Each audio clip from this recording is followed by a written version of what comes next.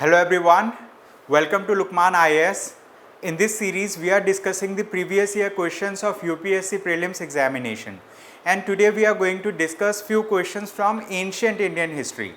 Okay, so let us now quickly see the topics that we are going to understand for the day.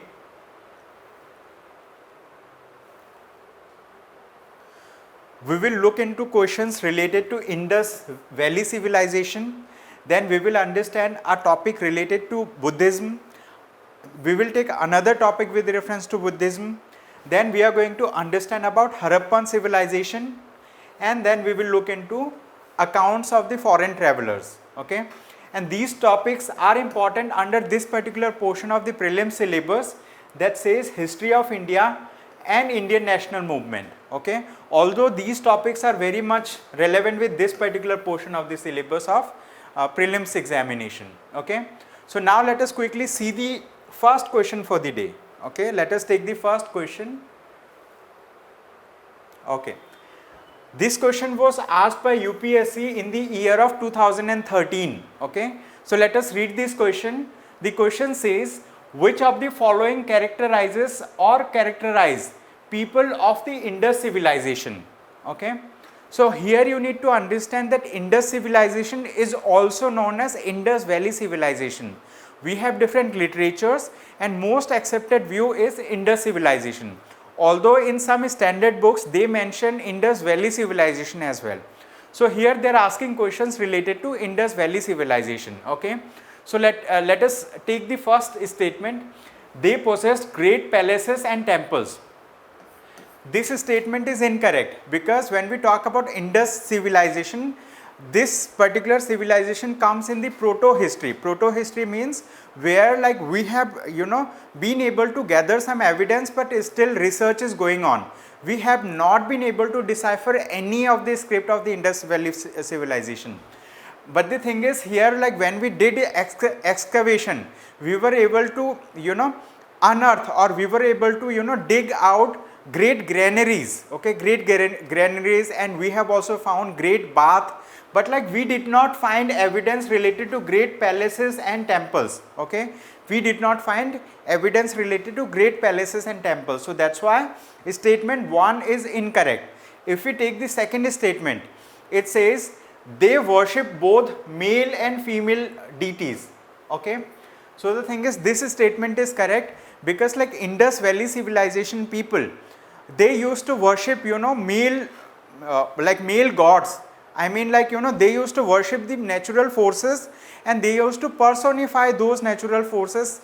Okay, so like they used to worship male gods, and we also find evidence related to female deities. Okay, so that's why statement 2 is correct. Okay, if we talk about third statement, it says they employed horse-drawn chariots in warfare. Okay, this statement is incorrect, because like when we talk about Indus civilization, we do not find any evidence of any horse-drawn chariots being used in warfare. Okay, even the we do not find the evidence of horse. Okay, still research is going on.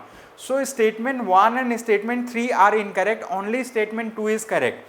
And here in the question we have to find out the correct statement or statements. Okay, so correct option is option B, that says only 2.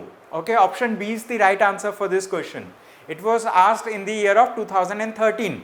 So after reading this question, we come to know that Indus civilization or Indus Valley civilization is very important from ancient history portion, because still nowadays research is going on, and lot of evidence are being found out. So you should keep on reading Indus civilization and its developments with reference to research. Okay, now having taken the first question, let us take another question for the day. This question was asked by UPSC in the year of 2014. Okay, 2014. Let us read this question. Which of the following kingdoms were associated with the life of the Buddha? Okay, here they are asking about the kingdoms that were associated with the life of Buddha. It means when Buddha was alive as a human being, when he was alive. So which of these places are associated with his life? We are not talking about present day Buddhist sites. There may be different sites where Buddha has never visited in his life. Okay, those may be there in present day. But if we talk about places that are associated or kingdoms that are associated with life of Buddha, this was those kingdoms where Buddha has himself visited, or where like Buddha had some kind of relations. If we talk about Avanti, okay, Avanti, although like it may be a Buddhist site, but the thing is Avanti is not associated directly with the life of Buddha. And at the same time, if we talk about Gandhara, okay, Gandhara is also not associated with the life of Buddha. So statement 1 and statement 2 can be cut, and we can eliminate some of the options. We can eliminate option A, we can eliminate option D, okay, where we have 1 and 2. Okay, so we can eliminate option B also. So correct answer for this question is option C. Okay, now let us understand option C says 3 and 4, Kosala and Magadha. Okay, why Kosala is important? Okay, it was important because like Kosala was located in the present day Ayodhya, and Buddha has spent many years of his monastic life in Kosala. So that's why Kosala is associated with the life of Buddha. And if we talk about Magadha, okay, so Magadha is associated with the life of Buddha because like Buddha has visited Magadha, and Buddha has attained his enlightenment under a peepal tree in Bodh Gaya. So Bodh Gaya was a part of the Magadha kingdom, or Magadha, Mahajanpada. Then at that point of time, the Magadha was being ruled by Bimbisara. Okay, so that's why option C is the correct answer for this question. Okay, so having understood this, let us take another question for the day. This is question number 3. Okay, let us take this question. This question was asked by UPSC in the year of 2019. Okay, let us read this question. Consider the following. Statement 1, deification of Buddha. Statement 2, treading the path of Bodhisattvas. Statement 3, image worship and rituals. Okay, so let us understand what do we mean by deification. Okay, we need to understand the meaning of the keyword deification. Only then we will be able to connect with the theme. Deification means when you start worshipping a person as a god, that is known as deification. Okay, when you start worshipping a person or a thing as a god, then it can be termed as deification. Okay, so they are asking which of the above is or are feature or features of Mahayana Buddhism. Okay, here now they are asking about sects of Buddhism. Okay, they are asking about sects. Okay, sects of Buddhism. So Buddhism has many sects, and some of the major sects were Mahayana Buddhism and Hinayana Buddhism. Okay, so that Mahayana Buddhism and Hinayana Buddhism for the first time, okay, came into being in the 4th Buddhist Council. Okay, in the 4th Buddhist Council, Buddhism got bifurcated, got divided into 2 major parts. One of the part was known as Hinayana Buddhism, and other part was known as Mahayana Buddhism. Okay, so when did it happen? The 4th Buddhist Council, when we talk about 4th Buddhist Council, okay, it's not BC, it's Buddhist Council. Just for short purpose I am writing it. Okay, so 4th Buddhist Council happened at 72 AD. Where it had happened? It happened in Kundalwan. Okay, it happened in Kundalwan. Okay, where is Kundalwan located?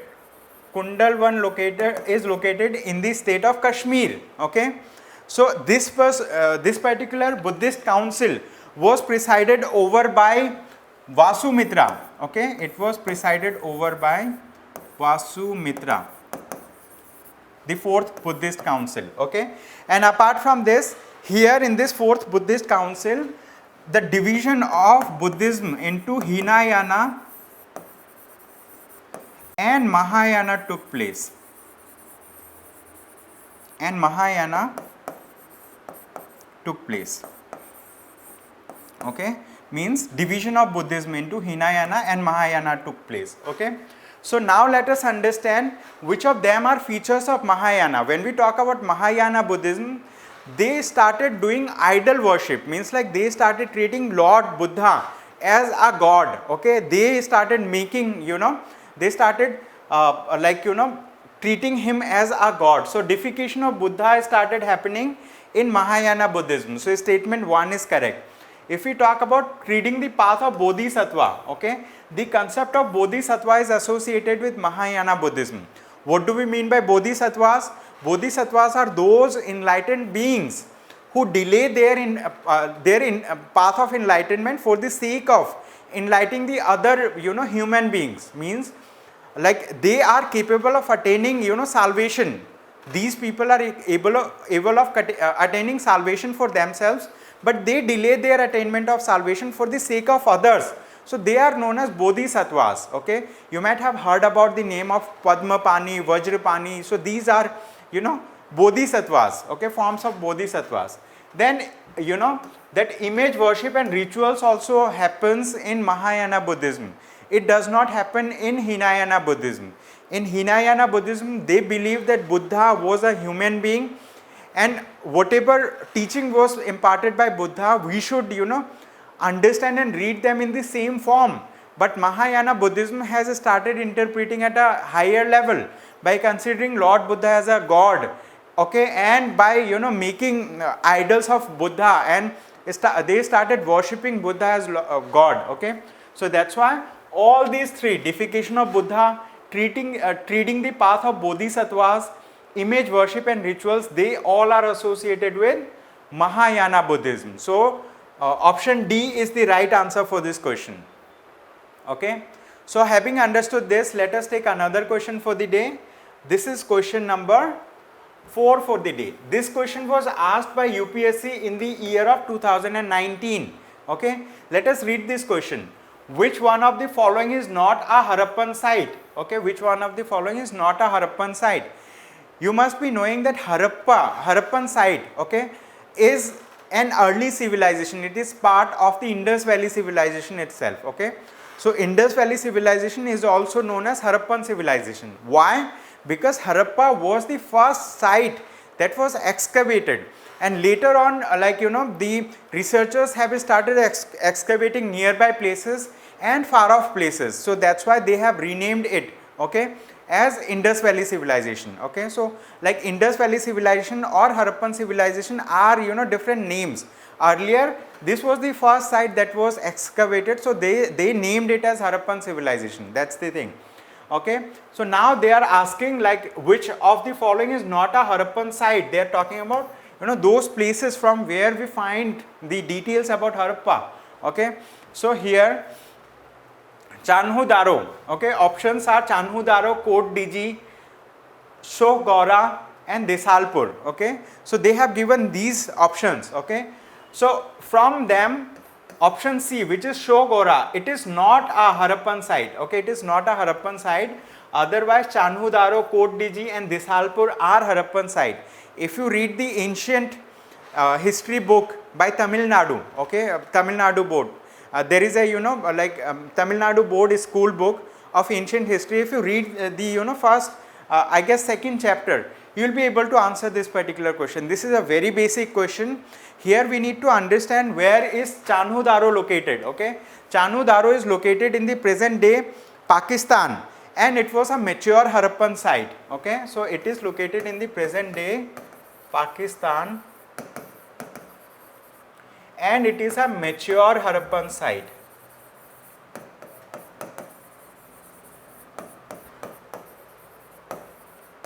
Okay, it is a mature Harappan site. If we talk about Kot Diji, okay, if we talk about this one, second one, Kot Diji is located on the bank of Indus River. It is located on the bank of Indus River. It is located on the bank of Indus River, and apart from this, okay, it is an early Harappan site. Kot Diji is an early Harappan site. Okay, and if we talk about Desalpur, Desalpur is located in Gujarat. Okay, it is located in Gujarat and it is an Harappan site. Okay, so that's why correct answer for this question is option C. Okay, we have to find that particular site which is not a Harappan site. So Shoh Gaura is not a Harappan site. Okay, that's why option C is the right answer for this question. Now let us take the last question for the day. This question was asked by UPSC in the year of 2013 in the prelims exam. Let us read this question.